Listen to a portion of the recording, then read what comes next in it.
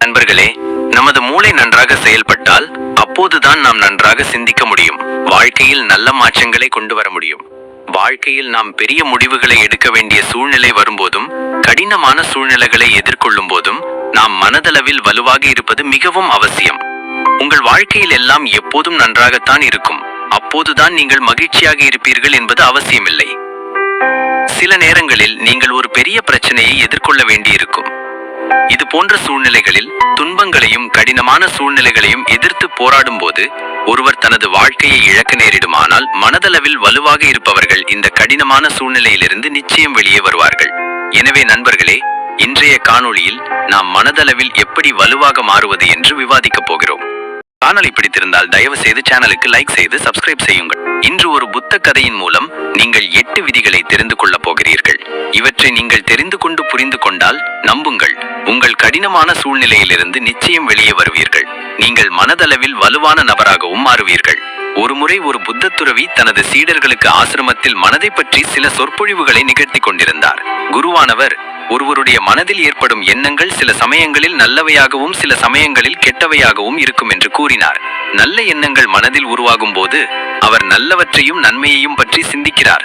ஆனால் அதே சமயம் கெட்ட எண்ணங்களும் தவறான உணர்வுகளும் எழுந்தால் அது அவருடைய வீழ்ச்சிக்கு வழிவகுக்கிறது.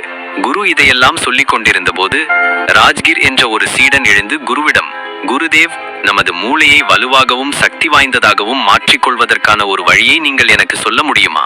மனதளவில் நம்மை வலுவாக்கிக் கொள்ள முடியுமா என்று கேட்டான். குரு, இன்று நான் உங்களுக்கு 8 விஷயங்களை சொல்ல போகிறேன். அதன் மூலம் நீங்கள் மனதளவில் உங்களை வலுவாக்கிக் கொள்ளலாம்.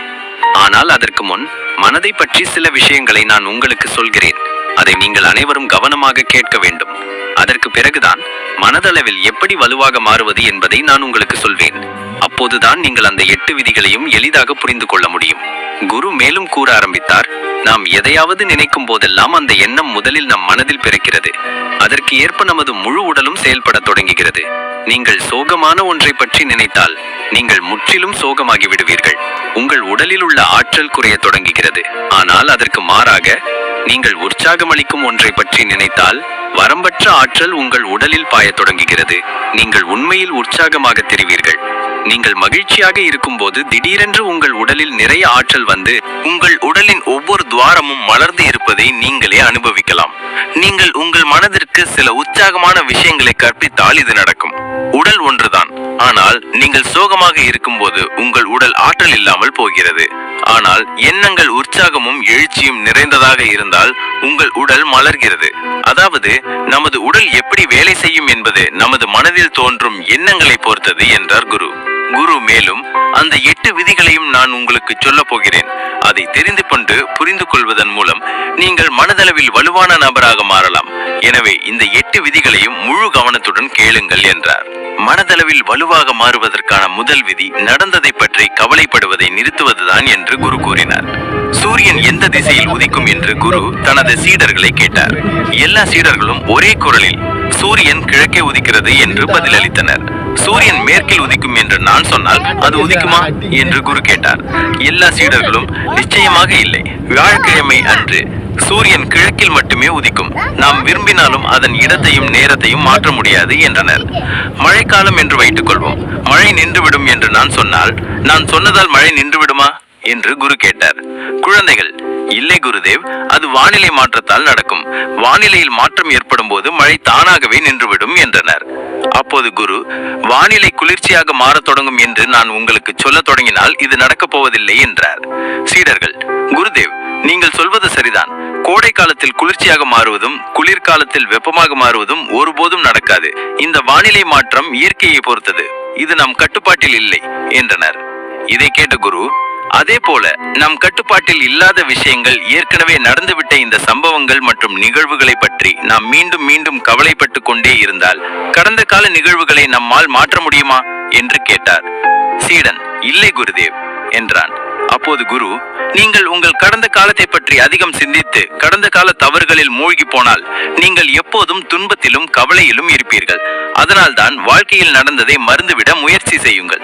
இதை செய்வதற்கான ஒரே வழி நிகழ்காலத்தில் வாழ்வதும் உங்கள் எதிர்காலத்திலும் வரவிருக்கும் காலங்களில் நடக்க இருக்கும் விஷயங்களிலும் கவனம் செலுத்துவதும் தான் என்றார் குரு. குரு மேலும், மனதளவில் வலுவாக மாறுவதற்கான இரண்டாவது விதி தியானம் செய்யும் பழக்கத்தை ஏற்படுத்திக் கொள்வது என்றார். கௌதம் புத்தர் சத்தியத்தை தேடி புறப்பட்ட போது அவர் பல முறைகளை முயற்சி செய்தார், பல சடங்குகளை செய்தார். ஆனால் அந்த சடங்குகளால் அவர் அதிகம் அடையவில்லை.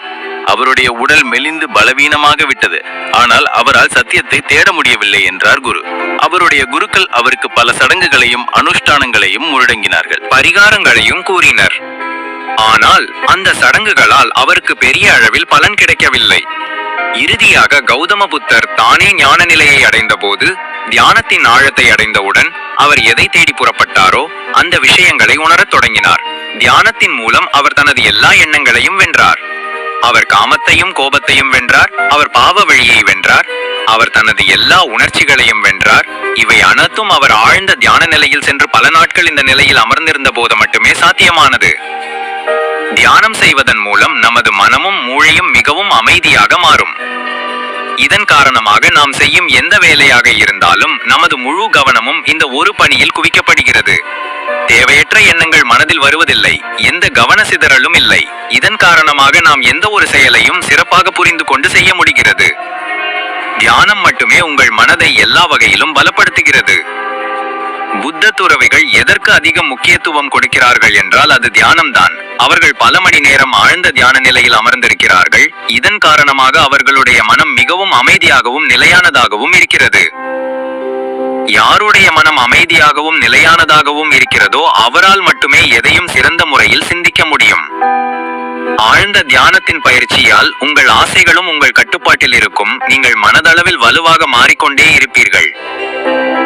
மனதளவில் வலுவாக மாறுவதற்கான மூன்றாவது விதியை குரு மேலும் கூறினார். மனதளவில் வலுவாக மாறுவதற்கான மூன்றாவது விதி யாரிடமிருந்தும் அதிக எதிர்பார்ப்புகளை வைக்காமல் இருப்பதுதான். எதிர்பார்ப்புகள் துக்கத்திற்கு வழிவகுக்கும் என்று குரு கூறினார். யாரிடமிருந்து நீங்கள் அதிகம் எதிர்பார்க்கிறீர்களோ அவர்களிடமிருந்துதான் எதிர்காலத்தில் உங்களுக்கு அதிக துக்கம் கிடைக்கப் போகிறது. ஏனென்றால் நம்பிக்கை இருக்கும் இடத்தில் துக்கமும் இருக்கும்.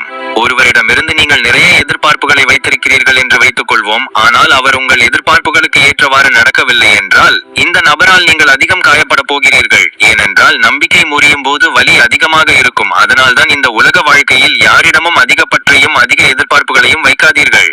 குரு இதை சொல்லிக் கொண்டிருந்த போது திடீரென ஒரு சீடன் எழுந்து நின்று குருவிடம், ஓ குருதேவ், நாம் எப்படி நம்பிக்கையின்றி வாழ முடியும்? நான் இதை செய்ய விரும்புகிறேன், நான் அதை செய்ய விரும்புகிறேன். வாழ்க்கையில் உயரங்களை அடைய வேண்டும் என்ற எண்ணம் நம் அனைவருக்கும் மனதில் இருக்கிறது. நம்பிக்கையின்றி நம்மால் வாழ்க்கையில் முன்னேற முடியாது. எதையாவது அடைய வேண்டும் என்ற ஆசை, பெரியவனாக வேண்டும் என்ற ஆசை உன்னை வாழ்க்கையில் உயரங்களுக்கு நிச்சயம் கொண்டு செல்லும். ஆனால் எதையாவது செய்வதற்கும் பெரியவனாவதற்கும் நாம் நம்மிடமிருந்துதான் எதிர்பார்க்க வேண்டும், எந்த ஒரு நபர் அல்லது பொருளில் இருந்தல்ல. இங்கு நான் மக்களை பற்றி பேசுகிறேன். என் நண்பன் எப்போதும் என்னுடன் இருப்பான், என் குடும்பம் எப்போதும் என்னுடன் நிற்கும், அல்லது நீங்கள் மற்ற நபர் உங்களுக்காக என்ன செய்ய வேண்டும் என்று நினைக்கிறீர்களோ, இந்த விஷயங்கள் அனைத்தும் நிறைய எதிர்பார்ப்புகளையும் நம்பிக்கையையும் உருவாக்குகின்றன.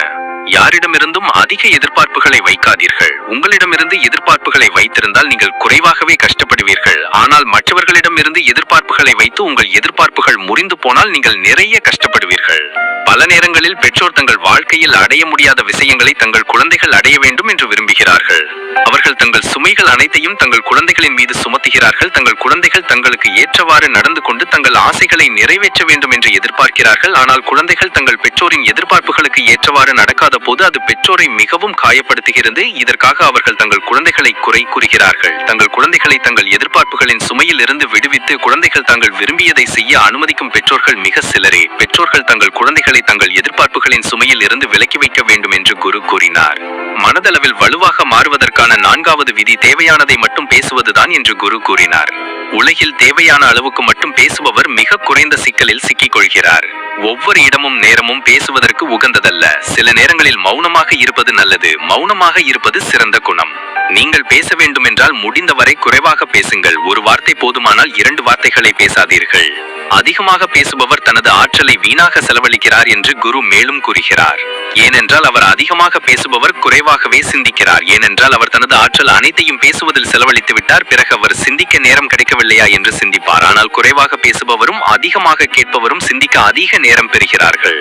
மற்றொரு நபரை விட ஒரு விஷயம் அல்லது ஒரு பொருளை பற்றி நீங்கள் அதிகமாக சிந்திக்கும் போது நீங்கள் ஒரு சிறந்த பதிலையும் தீர்வையும் வழங்க முடியும் என்பது வெளிப்படையானது. நான் உங்களிடம் ஒரு கேள்வியை கேட்கும் போது நீங்கள் முதலில் சிந்தித்துவிட்டு அதை உடனடியாக சொல்வதில்லை. ஆனால் இங்கு தனது நண்பருடன் தனது மற்ற குரு சகோதரர்களுடன் பேசிக் கொண்டிருப்பவர்கள் நாங்கள் சொல்வதில் கவனம் செலுத்த முடியாது. நாங்கள் அவரிடம் ஒரு கேள்வியை கேட்கும் போது அவர் தவறான பதிலை கொடுப்பார்.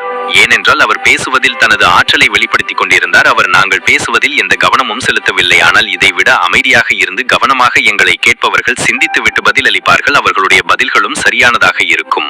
எனவே சீடர்களே, குறைவாக பேச பழகுங்கள். நீங்கள் குறைவாக பேசுவதற்கும் மௌனமாக இருப்பதற்கும் பயிற்சி செய்யும் போது நீங்கள் எந்த ஒரு விஷயம் அல்லது நிகழ்வை பற்றியும் அதிகமாக சிந்திக்க முடியும். எனவே பிரச்சனைக்கு ஒரு தீர்வு நிச்சயம் வெளிப்படும் என்பது வெளிப்படையானது. மேலும் குறைவாக பேசுவது உங்கள் ஆற்றலையும் சேமிக்கும். அந்த ஆற்றலை உறங்குவதிலும் வேலை செய்வதிலும் பயன்படுத்துங்கள். நினைவில் கொள்ளுங்கள், பேசுபவர் விதையை விதைக்கிறார், கேட்பவர் அறுவடை செய்கிறார் என்று குருஜி மேலும் கூறினார். மனதளவில் வலுவாக மாறுவதற்கான 5வது விதி: முதல் முயற்சியிலேயே எந்த வேலையிலும் தோல்வி அடைவதற்கு அஞ்சாதீர்கள். பயம் உங்களை ஆட்கொண்டால் நீங்கள் நிச்சயம் தோல்வி அடைவீர்கள் என்று குரு மேலும் கூறினார். வாழ்க்கையில் அதிகமாக தோல்வி அடைபவர் தனது இலக்கை அடைவதற்கு பயப்படுபவர். மேலும் அவர் தன்னையும் தனது குணங்களையும் நம்ப முடியவில்லை. உங்கள் வாழ்க்கையில் பயமும் சந்தேகமும் அதிகரித்தால் அது உங்களை நிச்சயம் தோல்வியை நோக்கி அழைத்து செல்லும். ஏனென்றால் பயமும் சந்தேகமும் உங்கள் தன்னம்பிக்கையையும் உங்கள் சுய வலிமையையும் பலவீனப்படுத்தும். உங்கள் சுய வலிமையும் தன்னம்பிக்கையும் பலவீனமாகும் போது உங்கள் இலக்கை அடைவதற்கு நீங்கள் தகுதியற்றவராக உணர்வீர்கள். இந்த இயலாமை உங்களை தோல்விக்கு இட்டு செல்லும். அதனால்தான் வாழ்க்கையில் உங்கள் இலக்கை அடைய நீங்கள் முன்னேறும் போது உங்கள் மனதில் எந்த சந்தேகத்தையும் வைக்காதீர்கள். பயம் உங்களை ஆட்கொள்ள அனுமதிக்க. இது நடக்கவில்லை என்றால் என்ன நடக்கும் போன்ற எண்ணங்கள் உங்கள் மனதை ஆட்கொள்ள அனுமதிக்காதீர்கள். ஏனென்றால் இந்த எண்ணங்கள் அனைத்தும் உங்களை பயத்தை நோக்கி அழைத்து செல்லும். பயம் அதிகரிக்கும் போது பலவிதமான சந்தேகங்கள் உங்கள் மனதில் பிறக்கும். நீங்கள் பதட்டமாகவும் உணரலாம். உங்களால் தூங்க முடியாது. உங்கள் மனம் அமைதியற்றதாக இருக்கும். ஏனென்றால் இப்போது உங்கள் பயம் உங்களை தோல்வியை நோக்கி அழைத்து செல்ல தயாராகிறது. தோல்வியின் எண்ணம் உங்கள் மனதில் வரும்போது நீங்கள் மேலும் பயப்பட தொடங்கி விடுவீர்கள். அதனால்தான் வாழ்க்கையில் உங்கள் மனதை ஒரு முறை அமைத்து உங்கள் இலக்கை அடைய முன்னேறும் போது உங்கள் மனதில் எந்த சந்தேகத்தையும் வைக்காதீர்கள். உங்கள் வேலையில் மட்டும் கவனம் செலுத்துங்கள். உங்கள் வேலையில் மட்டும் கவனம் செலுத்தும் போது உங்கள் மனதிற்கு பயனற்ற எண்ணங்களுக்கு நேரம் இருக்காது. பயம் உங்களை ஆட்கொள்ள முடியாது. உங்கள் இலக்கிற்கு நீங்கள் முழுமையாக அர்ப்பணிக்கும் போது உங்கள் பயம் மறைந்துவிடும். பயம் மறைந்தால் நீங்கள் நிச்சயம் வெற்றி பெறுவீர்கள். மனதளவில் வலுவாக மாறுவதற்கான 6வது விதி: வாழ்க்கையில் உங்களை ஒருபோதும் சபிக்கவோ மற்றவர்களுடன் ஒப்பிட்டு பார்க்கவோ கூடாது என்று குரு மேலும் கூறுகிறார். ஒருவர் வாழ்க்கையில் எவ்வளவு போராடுகிறாரோ அவ்வளவு வலுவாகிறார் என்று குரு கூறினார்.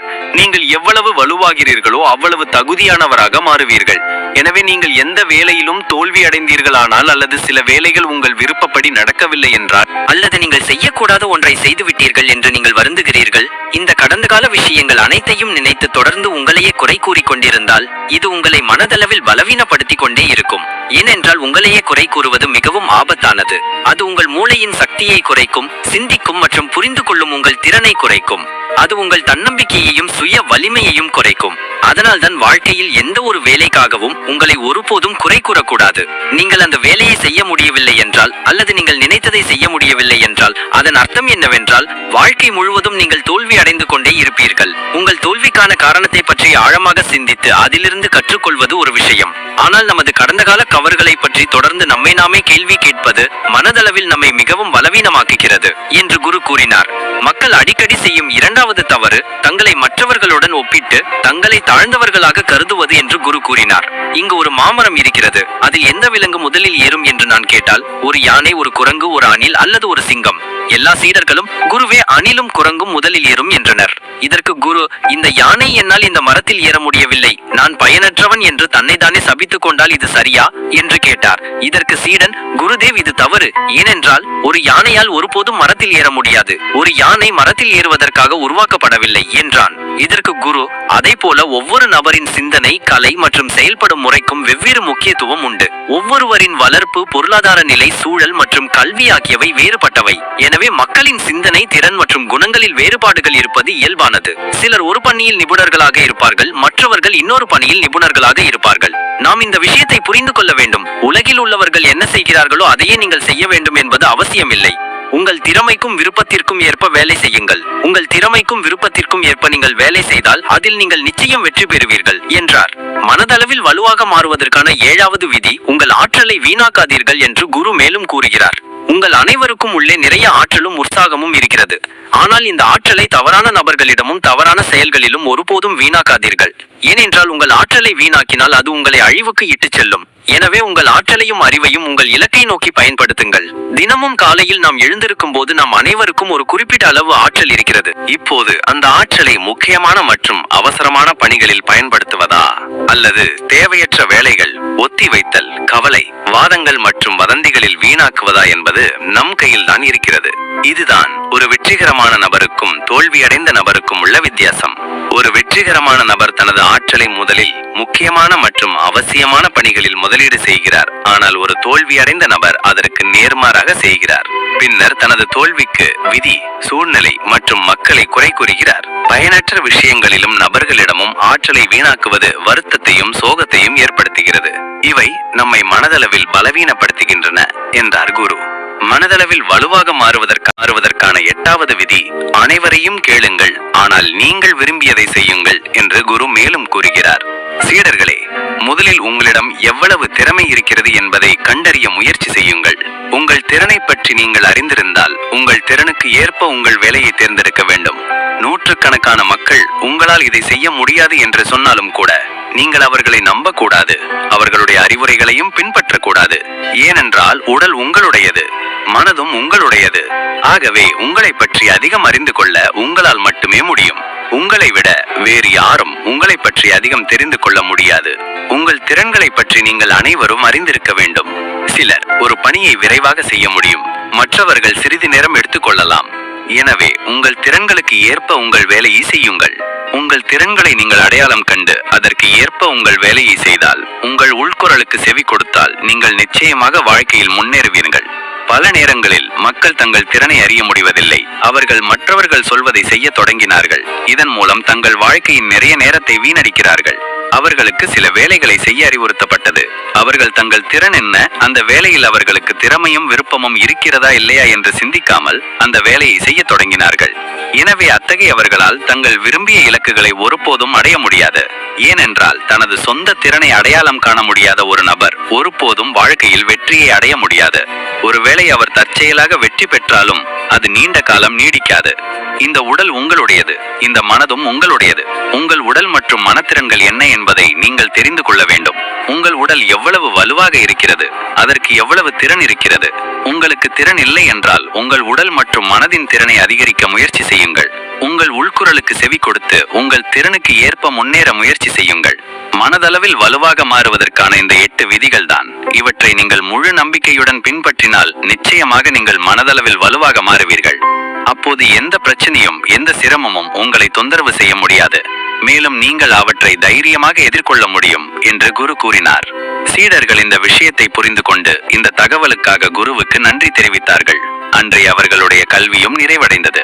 நண்பர்களே, இந்த காணொளி உங்களுக்கு பிடித்திருக்கும் என்று நம்புகிறேன். காணொளி பிடித்திருந்தால் தயவு செய்து சேனலுக்கு லைக் செய்து சப்ஸ்கிரைப் செய்யுங்கள். நன்றி.